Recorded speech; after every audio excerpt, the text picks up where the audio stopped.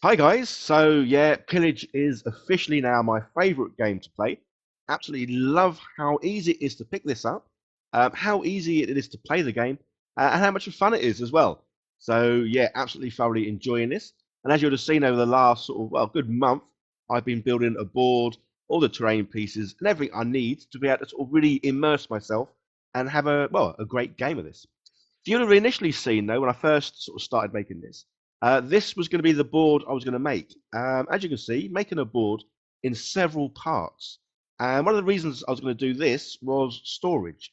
Something I'm always sort of saying is, well, I don't have any. So to have like a 4 foot by 3 foot board, yeah, it was going to be pretty difficult.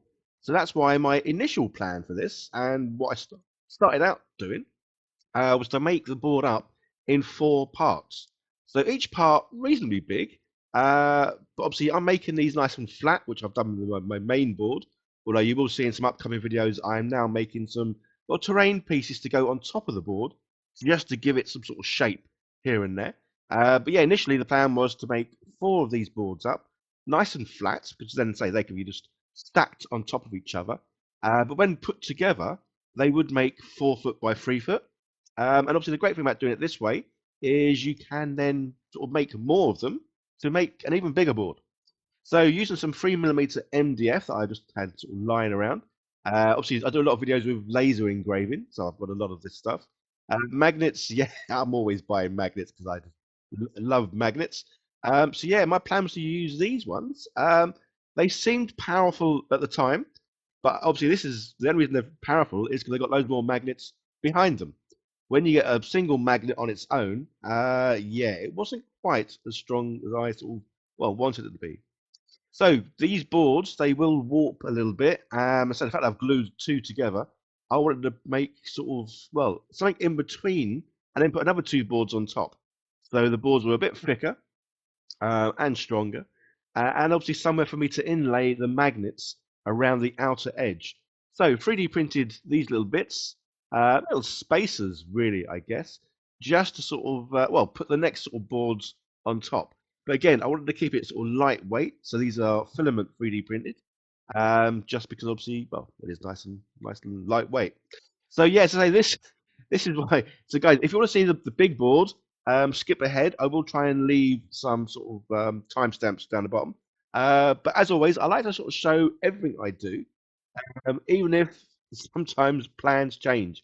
And obviously, the big plan that changed here was I've gone from building 4 of these smaller boards that you sort of slot together with magnets to building a big board. So I've kind of got the option of both, I guess. Well, one of the main reasons, well, I'll tell you the main reason why I did the big board a bit later. But say for these smaller boards, and the other reason I want to do these smaller boards is because obviously each board will fit on my desk, and it then means that when I come to sort of painting miniatures, I can easily take some pictures of them with a nice background. And you'll see at the very beginning of the video, the background I initially used was basically my TV screens or my computer screens. So I'd have a background on them, and then literally just put my board in front of it, and then yeah, then take pictures of the miniatures and the terrain and bits and pieces. So as you can see, yeah, I've got these rolled out sheets of, it's kind of like obviously fake grass. They're not the best, but I'm using these as basically like a bottom layer, to which I'm then going to put on some sort of static grass. So as you can see, yeah, I've got these the little cutout bits for the 3D printed sort of spacers, and that's where I'm going to put the magnets. So obviously, magnets obviously attract and repel each other. So that's why I've got these 2 sort of magnet holder thingies. One's black, one's red because they're the opposing sides. And this just makes it easy for me to know which ones I'm putting in. So I'm going to put 2 in each side, and I'm going to do one going one way, one going the other. So when I get another board, it'll have the opposite, obviously, to what this is doing, and then they will attract each other and keep each other together. And I say when I first got these magnets and I was holding them, they seemed really, really strong. But alas, when you get them one on their own, they're not quite as strong as I would have liked. Um, yeah. So this is up to the fake stuff. I do when you see me using it later, you'll see me use a little sieve because obviously this stuff is better if it's sieved out. So it comes out nice and fine as opposed to when you just twiddle it with your fingers. You get some fine bits, but you also get some lumpy bits. And in that little bottle was some PVA. Literally, I think I've gone almost 50-50 on PVA and glue. Whether it's the right amount or not, I'm not too sure. So this is what came out, and you would have seen this in some previous videos. So today, relatively simple, but the only problem is when I put the two boards together, the magnets, as much as they do attract, not that much. So it's easy to knock a board and then dislodge it. And I didn't like that. So I then thought, well, let's scrap that idea. As good as it is, make one big board. But again, this big board is going to be flat, so I have got somewhere for it to sort of go. Um, but this, so I think this was just under 3 foot by 4 foot. This is basically a bit of board I had left over when I was making some shelves to store some stuff on. So yeah, as you can see, I've started 3D printing lots of bits and pieces. You've seen some videos of some of these bits already, like this, the Viking ship. That's already been done. But I've got these bits out just to help me sort of design on this board what I'm going to do. So obviously the floor and then the paths, they're going to be glued down. Um, so you can still obviously mix and match things with this because you can put down other sort of paths and block paths off and change things. But I really wanted this board to already have paths to walk on, an area of water, because obviously, as you can see there, the Viking ship is going to be coming in to attack the town. And I wanted a couple of areas where you can, well, you can cross over the water.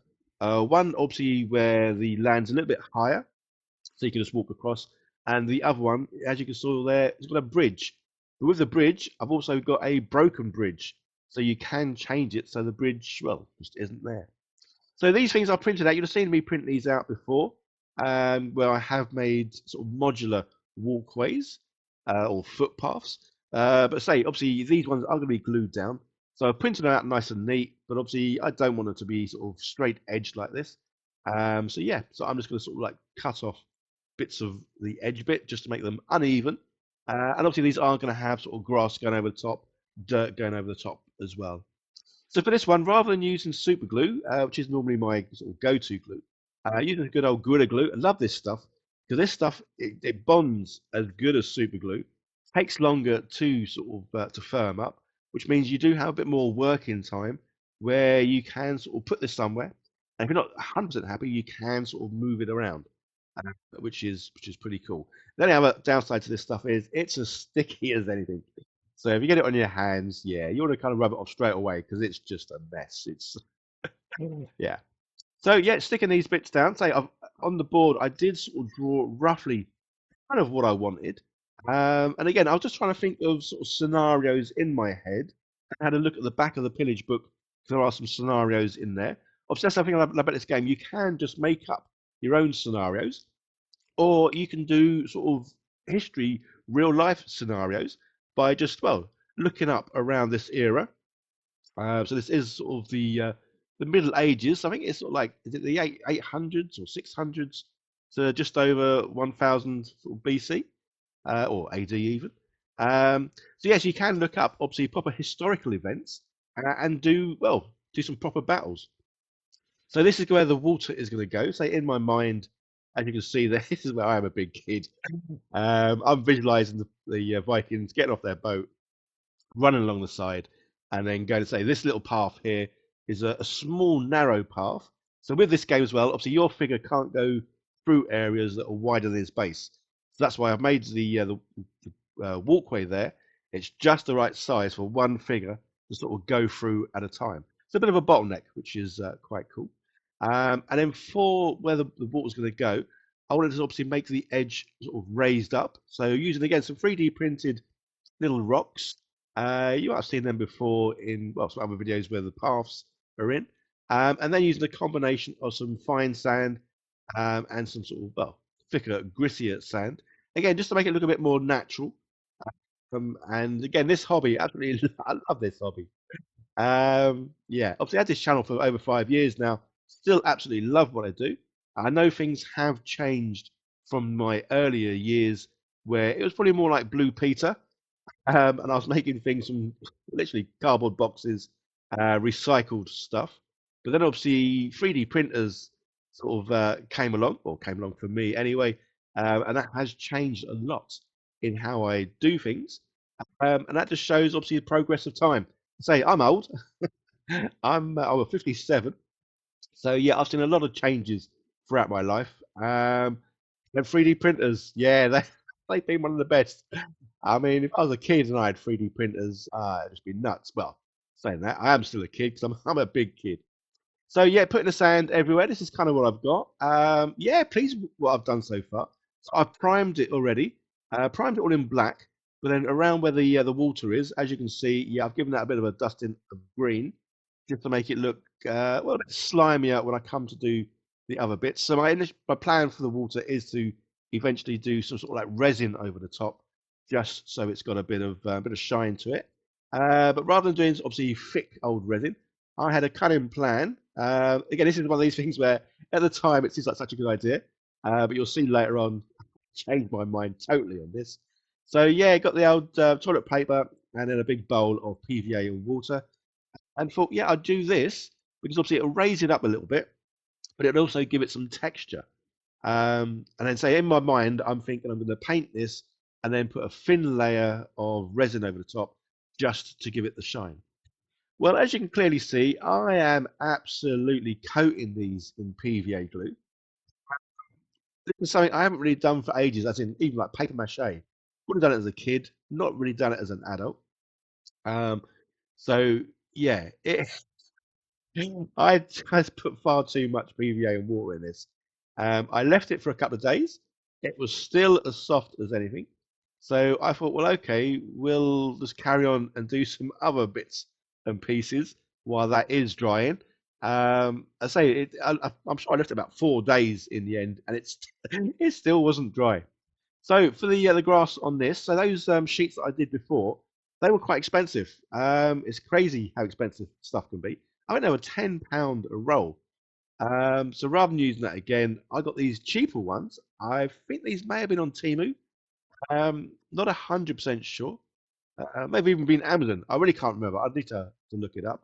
But yeah, you get about 10 sheets of this for like £1.90, which isn't too bad at all. So I bought loads, and I've got tons left over. I must have only spent, I don't know, about £12. But yeah, I've got a ton of these, enough for the board. But the good thing is, enough that are left over. It's like, so I want to make some sort of like raised areas and just add some variety to this map because it is flat, but the main reason for that is, well, storage. So it is a case of gluing these down, putting them all together. Obviously, this stuff cuts really easy because it is super thin. When you do put them all down, but you can see, oh, excuse me, I've still got a little bit of a cold left from what I had almost 2 weeks ago now. You can roughly see the lines in between. But again, this is just like the initial green grass layer down. I will go over the top of everything with my static grass, and you will see I do it a better job this time because I've got some sieves that I can put the stuff in, and obviously it just makes it look a whole lot better. So you can see, yeah, you can see the lines, and there's a few differences in the colours of the green, but again, not to worry because that's all going to be taken care of when I come to put this stuff all over the top. And again, PVA glue. So I've upgraded myself. I've got a bigger bottle of PVA glue as well. So again, with this hobby, you kind of live and learn, and hopefully you improve and get better. I like to think I have got a bit better, although I do still keep trying out some new things that I've never done before. So obviously those kind of things, well, they're going to be hit and miss whether you're going to be good at it or not. So I don't want to get any more PVA on the water there because say that stuff is it's still wet, it's still not drying.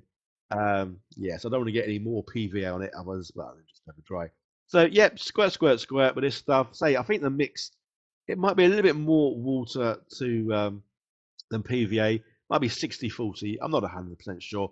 It's a case of messing about with it and doing it so it still comes out of the gun in a nice spray rather than like obviously jets of water. And then yeah, putting this stuff on. And I must admit, I was really pleased that this did cover up all these little lines because you could see them. Yeah, you could see them quite clearly. But by the time I'd done this everywhere, yeah, the join lines had gone.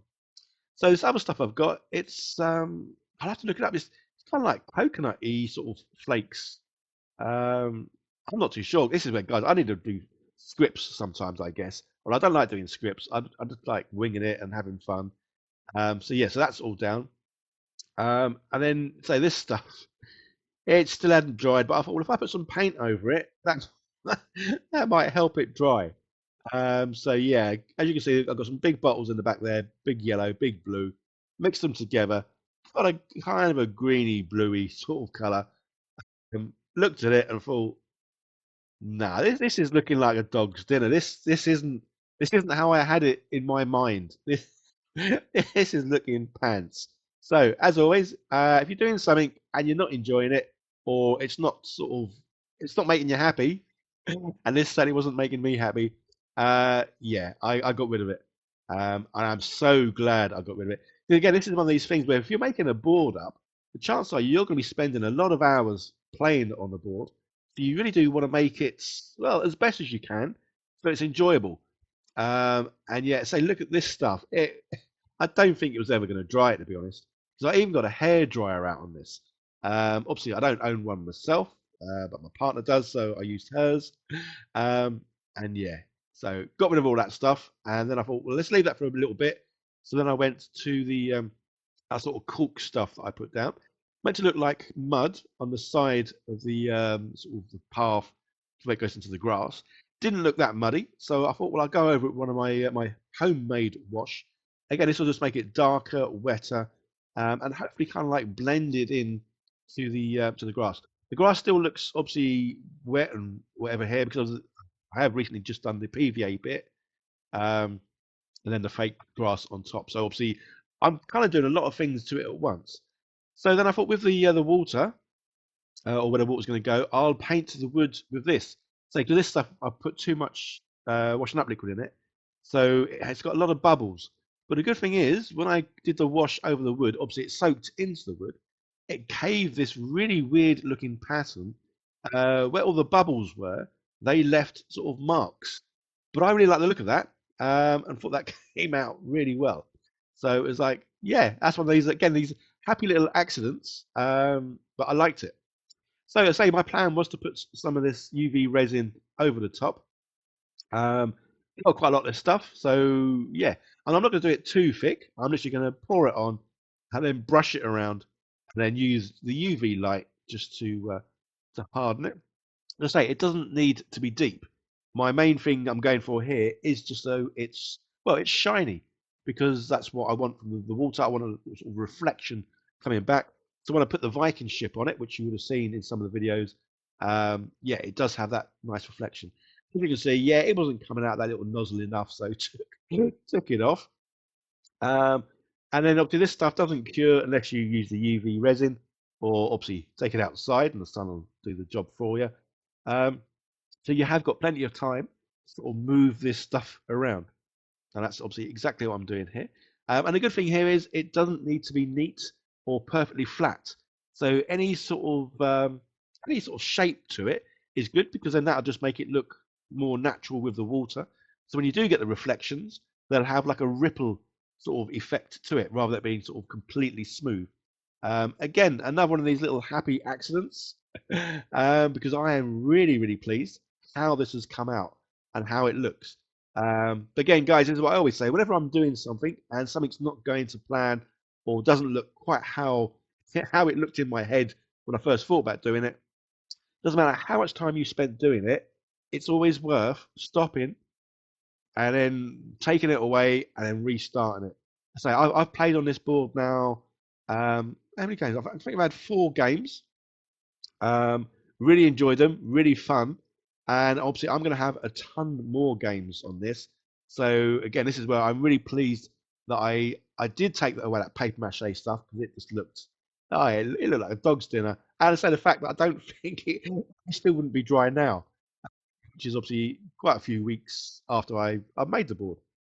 Um, so again, yeah, the board looks really good. Obviously, having all the trees and the bushes and the walls and all the buildings really make this something special. And again, in my back of my head, I always wanted the board to look good so that I could do like take pictures for like dioramas, as well as obviously the board being very playable and usable. So say even with these few stones, it still doesn't take up a lot of room.